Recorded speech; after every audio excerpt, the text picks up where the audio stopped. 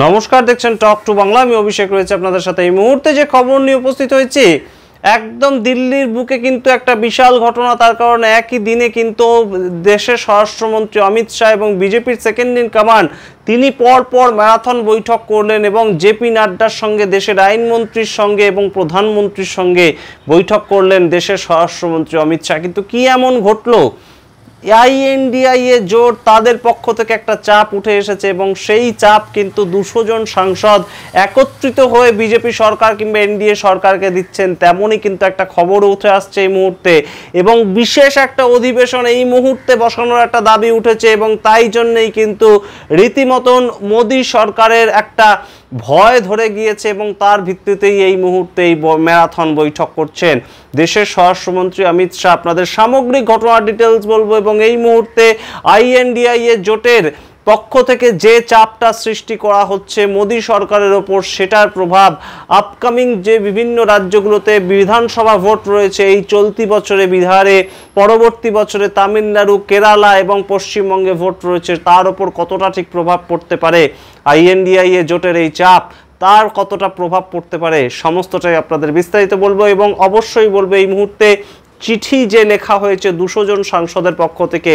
সেই চিঠির বিষয়বস্তুই বা কী ছিল, কেন এত ভয়, সেই সামগ্রিক ডিটেলস বলবো আপনাদের। তার আগে অবশ্যই টক টু বাংলা ইউটিউব চ্যানেলটিকে সাবস্ক্রাইব করে দেবেন।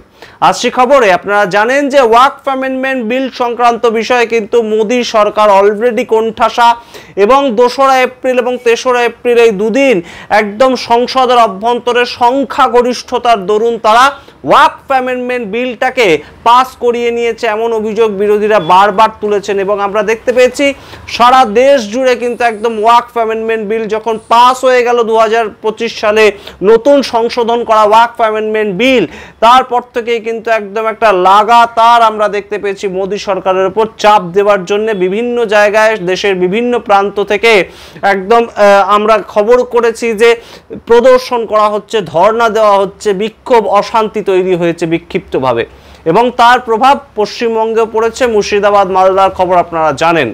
এবং তারপর থেকে আমরা দেখলাম যে সুপ্রিম কোর্টের শুনানিটা গেল, তার মধ্যেই সুপ্রিম কোর্টের প্রাক্তন যে প্রধান বিচারপতি সঞ্জীব খান্না তিনি সরে গেলেন এবং নতুন বিচারপতি এলেন BR গওয়াই এবং তিনি একদম ম্যারাথন ভাবে কিন্তু 1 মাস বাদে একদম 20 তারিখ থেকে 22 তারিখ পর্যন্ত ওয়াকফ অ্যামেন্ডমেন্ট বিল সংক্রান্ত বিষয় মামলাটা শুনলেন এবং 26 তারিখ তুষার মেহতার সঙ্গে রীতিমতন একদম বাক বিতণ্ডা কিংবা তর্ক বিতর্ক হলো প্রধান বিচারপতি BR গওয়াইয়ের এবং কপিল সিব্বালও কিন্তু তার মতন তার বক্তব্য রাখলেন। সামগ্রিক বিষয়টা নিয়ে বেশ খানিকটা যখন চাপে মোদী সরকার, তার কারণ ওয়াকফ অ্যামেন্ডমেন্ট বিল সংক্রান্ত বিষয়ে যা মন্তব্য করেছেন প্রধান বিচারপতি BR গওয়াই তাতে স্টে আসতে পারে এমন কিন্তু একটা মনে করছেন দেশের ওয়াকিবহাল মহল। ঠিক সেই সময় দাঁড়িয়ে আরেকটা ইস্যু কিন্তু এই মুহূর্তে আবার মাথাচাড়া দিয়ে উঠেছে, যেটা কিন্তু কয়েকদিন আগে রাহুল গান্ধী লোকসভার বিরোধী দলনেতা, কংগ্রেস নেতা, তিনি একদম প্রধানমন্ত্রীকে চিঠি লিখেছিলেন যে এই মুহূর্তে সংসদে কিন্তু একটা রীতিমতন বিশেষ অধিবেশন ডাকা উচিত, যেখানে কিন্তু আমরা দেশের বিষয়ে আলোচনা করব। দেশের বিষয় বলতে এই মুহূর্তে সবচেয়ে গুরুত্বপূর্ণ বিষয় যে পেহেলগামে যে অ্যাটাক হলো সেটা নিয়ে আলোচনা হবে এবং তার পরবর্তীতে যে অপারেশন সিঁদুরটাকে লঞ্চ করা হলো সেটাকে কেন হঠাৎ সিজ ফায়ার করে দেওয়া হলো সেইটা নিয়ে আলোচনা হবে।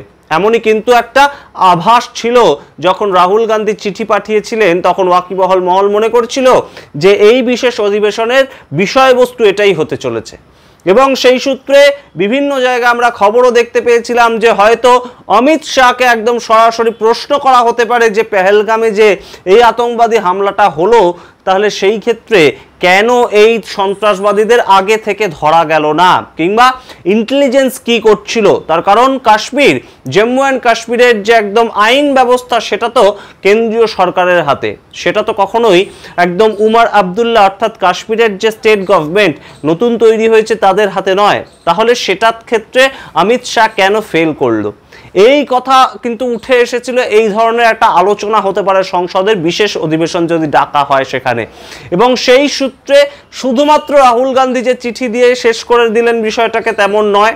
আমরা দেখলাম পরবর্তীতে কিন্তু একদম 200 জন সাংসদ আইএনডিআইএ জোটের পক্ষে যারা, তারা একদম লাগাতার চিঠি দিলেন এবং এই চিঠি কিন্তু 200 জন সাংসদের সাইন্ড একটা চিঠি পৌঁছালো মোদী সরকারের কাছে, এবং সেই একই দাবিতে যে বিশেষ অধিবেশন সংসদে ডাকা হোক। এবং তার পরিপ্রেক্ষিতে আমরা দেখলাম যে মোদী সরকার কোনোভাবেই কিন্তু তার কোনো উত্তর দিলেন না, এবং ঠিক রাহুল গান্ধীর চিঠিকে যেমনভাবে ইগনোর করা হয়েছিল ঠিক তেমনভাবেই কিন্তু এই সামগ্রিকভাবে এই যে 200 জন সাংসদ INDIA জোটের পক্ষ থেকে চিঠি লিখলেন তারও কোনো উত্তর আসেনি এখনো পর্যন্ত। এবং এই মুহূর্তে যেটা সবচেয়ে কাছাকাছি সংসদ ভবনে একটা অধিবেশন বসার কথা সেটা কিন্তু 26শে জুলাই, যেটা কিন্তু বাদল অধিবেশন কিংবা মনসুন সিজন। এবং সেই মুহূর্তে এই 26শে জুলাই থেকে 12ই আগস্ট পর্যন্ত যে মনসুন সিজন আসছে তার মধ্যেই কিন্তু এখন আশা করা যাচ্ছে কিংবা ওয়াকিবহাল মহলের দাবি কিংবা ওয়াকিবহাল মহল মনে করছেন যে একদম INDIA জোট যে প্রস্তুতি নিচ্ছে, যে INDIA জোটের পক্ষ থেকে NDA সরকারকে এই পেহেলগাম অ্যাটাক কিংবা তার সঙ্গে অপারেশন সিঁদুরটাকে কেন হঠাৎ বন্ধ করে দেওয়া হলো, একদম ডোনাল্ড ট্রাম্প কি বললেন তার পরিপ্রেক্ষিতে কেন মোদী সরকার সেই অপারেশন সিঁদুরটা বন্ধ করে দিল, সেই কথাগুলো উঠতে পারে। এবং তার জন্যেই দেশের স্বরাষ্ট্রমন্ত্রী অমিত শাহ তিনি প্রথমেই বৈঠক করলেন দেশের আইনমন্ত্রীর সঙ্গে, তারপর একই দিনে বৈঠক করলেন JP নাড্ডার সঙ্গে, এবং সেই একই দিনে সন্ধেবেলা তিনি পৌঁছে গেলেন নিউ দিল্লিতে প্রধানমন্ত্রীর বাসভবনে, সেখানে গিয়েও বৈঠক করলেন।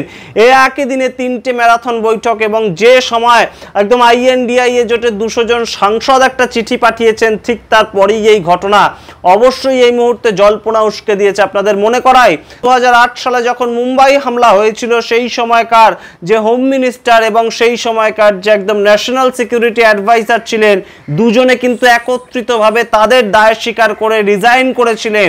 সেই ঘটনার আবারও কি একটা একদম চাপ উঠে আসতে পারে যে স্বরাষ্ট্রমন্ত্রী এই মুহূর্তে পদত্যাগ করুক এবং ন্যাশনাল সিকিউরিটি অ্যাডভাইজার তিনিও পদত্যাগ করুন, এমনকি একটা চাপ উঠে আসতে পারে। সেই সমস্ত বিষয় নিয়ে কি আলোচনা হচ্ছে, এবং যেটা সবচেয়ে গুরুত্বপূর্ণ বিষয় এই মুহূর্তে কিন্তু আমরা দেখতে পেয়েছি দেশের প্রধানমন্ত্রী নরেন্দ্র মোদী কাশ্মীরে গেলেন, কিন্তু যে সমস্ত জায়গায় আতঙ্কবাদী হামলাটা হয়েছিল সেখানে না গিয়ে তিনি কাশ্মীরের রেল ব্রিজ কিন্তু উদ্বোধন করতে গেলেন, এবং সেইখানে হাতে জাতীয় পতাকা নিয়ে তিনি কিন্তু রেল ব্রিজের ওপর একদম উঠে দাঁড়ালেন এবং সেইখানে কিন্তু একদম প্রদর্শন করলেন। কিন্তু সেই সমস্ত ঘটনা ঘটার মাঝখানেই কিন্তু এই যে 200 জন সাংসদ INDIA জোটের পক্ষ থেকে একটা চিঠি পাঠালো একটা বিশেষ অধিবেশনের দাবি করে, সেটা কিন্তু ঘটানো হলো না। এবং তার পরিপ্রেক্ষিতে এই মুহূর্তে মনে করা হচ্ছে কিন্তু যে বিজেপি এই মুহূর্তে যে গতিতে এগোচ্ছিল বেশ খানিকটা কিন্তু চাপে পড়ে গেছে। এই মুহূর্তে দুটো ঘটনা পাশাপাশি ওয়াকফ অ্যামেন্ডমেন্ট বিল সংক্রান্ত যে আন্দোলন সারা দেশে গড়ে উঠেছে, এবং তার সঙ্গে এই মুহূর্তে যে একদম পেহেলগাম অ্যাটাক সেটাকে কেন্দ্র করে কিংবা অপারেশন সিঁদুর সেটাকে কেন্দ্র করে যে একটা প্রশ্নের মুখোমুখি তাদের পড়তে হতে পারে এই বিশেষ অধিবেশন বসলে কিংবা সংসদে যখন বাদল অধিবেশন বসবে তখনও, সেই ক্ষেত্রে কিন্তু তারা রীতিমতন তৈরি হচ্ছে। এবং অবশ্যই একটা অবজারভেশন কিন্তু এখানে উঠে আসছে যে 2025 সালের নভেম্বর মাসে যেখানে একদম বিহারে বিধানসভা ভোট রয়েছে, যেখানে বিজেপির সঙ্গে কিন্তু জোট সঙ্গী হিসেবে JDU তৈরি হয়েছে, সরকার তৈরি করেছে 2022 সাল। পরবর্তী সময় আমরা দেখতে পেয়েছি তেজস্বী যাদবের সঙ্গে প্রথমে সরকার গড়েছিল JDU, কিন্তু তারপর সেই সরকার কিন্তু ভেঙে যায় এবং তার পরবর্তীতে JDUর সঙ্গে হাত মেলায় বিজেপি এবং তাদের নতুন সরকার তৈরি হয়। সেই ক্ষেত্রে বিহারের ভোট কতটা এই মুহূর্তে গুরুত্বপূর্ণ বিজেপির কাছে, তার কারণ বিহারে কিন্তু নীতিশ কুমার কোনোভাবেই কিন্তু একদম প্রধানমন্ত্রী নরেন্দ্র মোদীর সঙ্গে সিট সমঝোতা নিয়ে একটা সমান জায়গায় আসতে পারছেন না, আলোচনার জায়গায় আসতে পারছেন না, এবং যার জন্য তিনি নীতি আয়োগের বৈঠকেও শেষ পর্যন্ত থাকলেন না, চলে গেলেন। এবং তার পরবর্তীতে যে খবর উঠে আসছে পশ্চিমবঙ্গ নিয়ে, পশ্চিমবঙ্গের মুখ্যমন্ত্রী মমতা বন্দ্যোপাধ্যায় তিনি দেখা করতে চেয়েছিলেন প্রধানমন্ত্রী নরেন্দ্র মোদীর সঙ্গে, কিন্তু তিনি সময় দেননি। কেন এই সময় না দেওয়া সেটা নিয়ে যেমন প্রশ্ন উঠছে, INDIA জোটকে কি ভয় পাচ্ছে দেশের প্রধানমন্ত্রী কিংবা বিজেপি কিংবা NDA সরকার, এই প্রশ্ন যেমন উঠছে, ঠিক অন্যদিকে MK স্ট্যালিন তামিলনাড়ুর মুখ্যমন্ত্রী MK স্ট্যালিন আমরা দেখতে পেয়েছি যে কয়েকদিন আগে সুপ্রিম কোর্টে একদম রাষ্ট্রপতি বনাম সুপ্রিম কোর্টের যে বিষয়টা সেটা নিয়ে কিন্তু একদম চিঠি লিখেছিলেন, এবং সেইখানে সেই চিঠিতে কিন্তু তিনি একদম সমস্ত বিরোধী শক্তিদের একত্রিত হতে বলেছিলেন। এই সামগ্রিক বিষয়। সুতরাং এম.কে. স্ট্যালিন, মমতা বন্দ্যোপাধ্যায় কিংবা বিহারে নীতিশ কুমার এই মুহূর্তে ঠিক যেভাবে এগোচ্ছে তাতে কিন্তু আপকামিং যে সমস্ত রাজ্যগুলোতে ভোট আসছে তাতে বেশ খানিকটা বেকায়দায় বিজেপি। এবং বিহারে রিসেন্টলি প্রধানমন্ত্রী নরেন্দ্র মোদী গিয়েছিলেন, কিন্তু সেই র্যালিতে যে লোক কোনোভাবেই হলো না সেটার তো ছবি সবাই দেখতে পেয়েছে। এবং সেই জায়গা থেকেই কোথাও কি গিয়ে এই মুহূর্তে এই রাজ্যগুলোকে হাতছাড়া এবং অবশ্যই যে সমস্ত রাজ্যে বিরোধী সরকার আছে সেইখানে তারা যে দাঁত ফোটাতে পারছে না সেটা নিয়ে চাপে পড়েছে বিজেপি। এবং তারই মাঝখানে এই ইন্ডিয়া জোটের একদম 200 জন সাংসদের লেখা চিঠি সেটাকে বাড়তি আর একটা চাপ বিজেপি সরকারের উপর তৈরি করলো। তাই জন্যই কি এই ম্যারাথন বৈঠক। এই সামগ্রিক ঘটনার যা ডিটেলস পাবো আপনাদের সামনে তুলে ধরবো। এই মুহূর্তে একটাই কিন্তু খবর যে একদম একই দিনে 3টে বড় বড় বৈঠক হয়ে গেল জেপি নাড্ডার সঙ্গে, দেশের আইনমন্ত্রীর সঙ্গে এবং দেশের প্রধানমন্ত্রীর সঙ্গে দেশের স্বরাষ্ট্রমন্ত্রী অমিত শাহ। সামগ্রিক ঘটনার ডিটেলস তুলে ধরলাম আপনাদের সামনে। আপনারা দেখতে থাকুন টক টু বাংলা। প্রত্যেকটি ভিডিও লাইক, কমেন্ট, শেয়ার করুন এবং অবশ্যই বন্ধুবান্ধব পরিচিত মহলে ছড়িয়ে দিন আমাদের সামগ্রিক দেশের যা যা খবর আমরা তুলে আনছি অত্যন্ত গুরুত্বপূর্ণ রিসার্চের মাধ্যমে। দেখতে থাকুন টক টু বাংলা। অবশ্যই চ্যানেলটিকে সাবস্ক্রাইব করে দেবেন। ধন্যবাদ।